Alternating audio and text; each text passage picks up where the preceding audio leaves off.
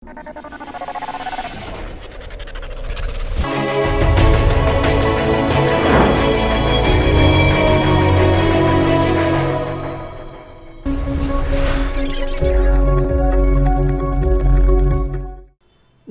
மாவட்டம் ராசிபுரம் பகுதியில் மகப்பேறு சிகிச்சை அளிப்பதில் புகழ்பெற்று விளங்கும் மருத்துவமனை டாக்டர் நைனாமலை மருத்துவமனை ஆகும்.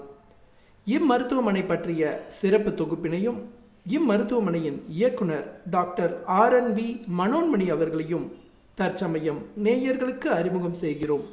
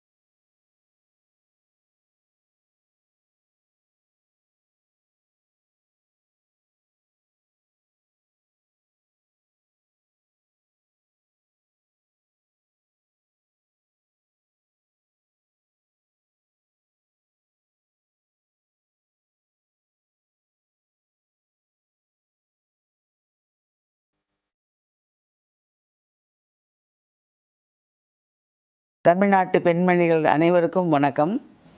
பெண்மணிகளுக்கெல்லாம் ஒரு சிறந்த பெண்மணியாக விளங்க வேண்டும் என்ற அவாவில் என் வாழ்க்கையை அமைத்து கொண்டேன். என்னுடைய வாழ்க்கை மருத்துவராக ஆரம்பித்தது 1976.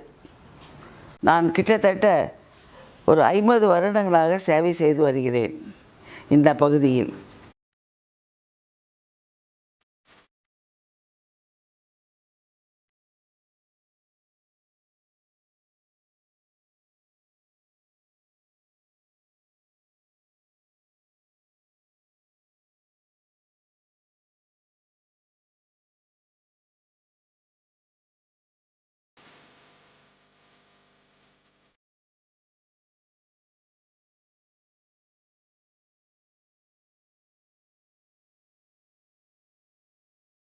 ஃபஸ்ட்டு இது வந்து ஸ்டேட் ஃபஸ்ட்டு.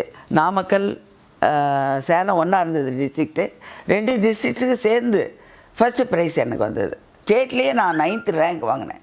மெரிட் ஸ்காலர்ஷிப் கொடுத்தாங்க எனக்கு. அப்போது பியூசி போனேன்.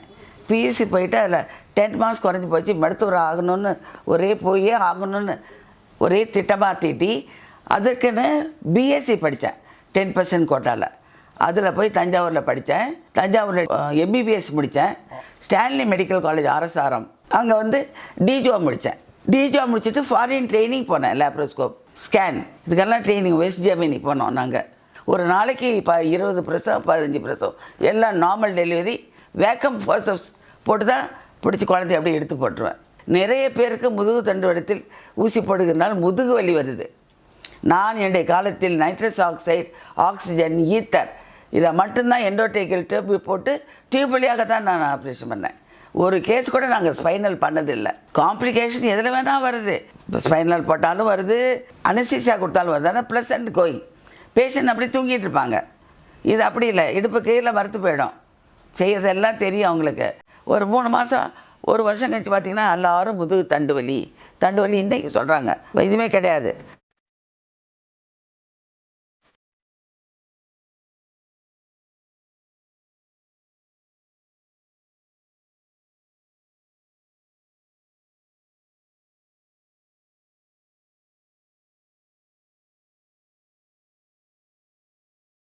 ஆரம்பத்துலேருந்து முதல்ல ஒரு மந்த்லி டெஸ்ட் பண்ணிக்கணும்.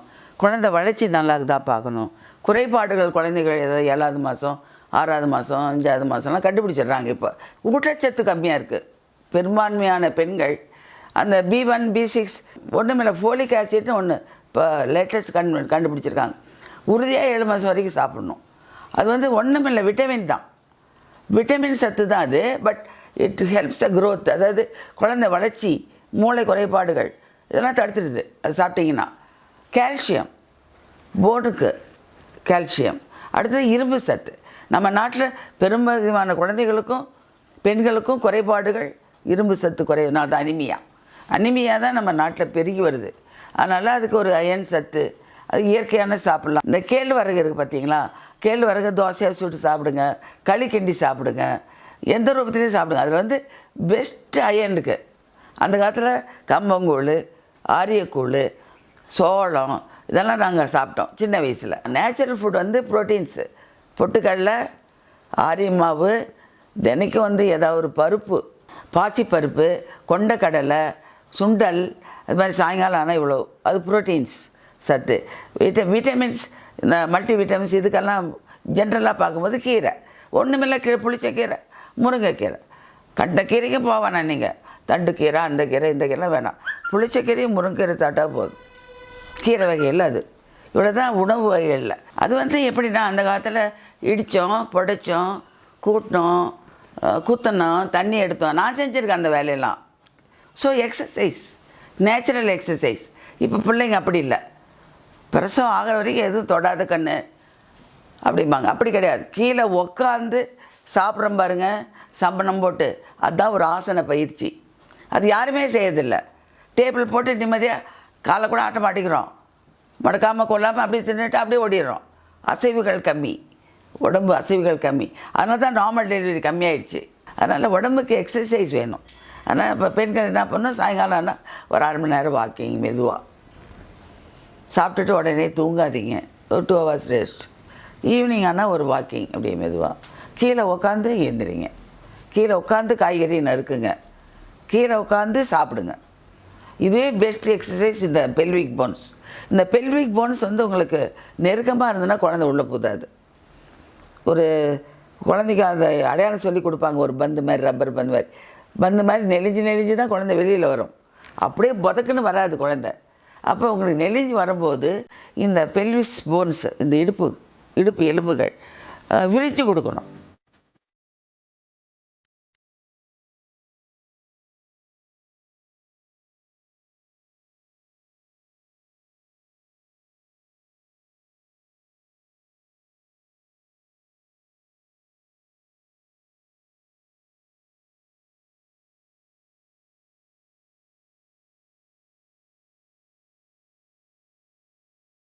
சேவை செஞ்சே நாங்கள் பழகிட்டோம்.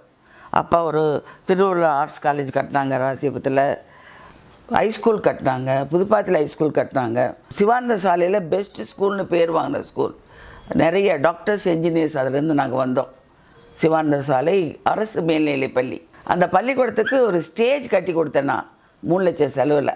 அதே மாதிரி ஐஎம்ஏல நான் வந்து 25 வருஷம் தலைவராக இருந்தேன். போட்டி இல்லை, ஆனால் நல்ல காரியங்களும் செஞ்சுக்கிட்டே இருந்தேன். ஒரு டைனிங் ஹால் நானே என் சொந்த செலவில் போய் 10 லட்சத்தை கையில் வச்சுட்டு போட்டு கட்டி தள்ளிட்டேன். இப்போ எனக்கு முடியலைன்னு சொல்லி தான் அந்த சேவையை பூர்த்தி செஞ்சுட்டேன். ஆனால் இன்னும் நிறைய சேவைகள் இருக்குது வாழ்க்கையில் செய்ய வேண்டியது. அவசியத்தில் வந்து நான் அப்போ தான் ஃபாரின் போயிட்டு இங்கே ராசிபுரம் வந்தேன். நான் வந்த டைமில் அப்போ கூப்பிட்டு அவார்டு கொடுத்தாங்க. இது மாதிரி சிறந்த பெண்மணி, அது விஜயரத்னா அவார்டு, மகிழா சிரோமணி அவார்டு, இதெல்லாம் இந்தியன் மெடிக்கல் அசோசியேஷன்.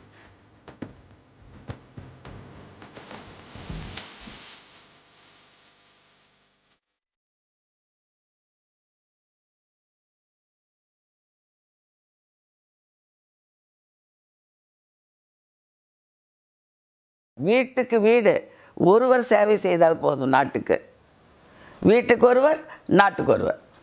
வீட்டு தேவையை முதலில் பூர்த்தி பண்ணுங்கள். குழந்தைகள் படிக்க வைங்க, வேலைக்கு அனுப்புங்க, சிரமப்படுங்க, எல்லாம் செய்யுங்க. உங்களை சுற்றி அந்த வட்டத்தை போட்டுக்குங்க. அந்த வட்டத்தை விட்டு வெளியில் வரும்போது அடுத்த ஸ்டெப் பொது சேவை. நம்மளால் முடிஞ்சதை செய்யலாம். 10 ரூபா சம்பாதிச்சிங்கன்னா 1 ரூபா தானம் பண்ணுங்கள். 100 ரூபா சம்பாதிச்சிங்கன்னா 10 ரூபா தானம் பண்ணுங்கள். ஏதோ ரூபத்தில் சாப்பாடு போடலாம், பொருள் கொடுக்கலாம், அன்னதானம் பண்ணலாம், ஆடை தானம் கொடுக்கலாம், அது மாதிரி பண்ணலாம். இல்லாதவங்களுக்கு, பொம்பளை பிள்ளைங்களுக்கு தைரியம் வேணும், நம்பிக்கை வேணும், ஒழுக்கம் வேணும், நேர்மை வேணும். நேர்கோட்டில் தான் நடக்கணும், குறுக்கோளியில் போகக்கூடாது. அந்த மாதிரி பெண் பிள்ளைகளை வளர்த்து பாருங்கள். பெண் பிள்ளைகள் ஒன்று கட்டாயம் தேவை. ஒரு குடும்பத்திற்கு ஒரு ரோல் மாடலாக நேர் வழியில் சென்று அனைவரும் பாராட்டத்தக்க வகையில் உங்கள் செயல்கள் நீங்கள் செய்ய வேணும். உங்கள் வாழ்க்கையை வந்து தரமாக எப்படி முன்னேற்றணும்னு பார்த்துக்குவாங்க.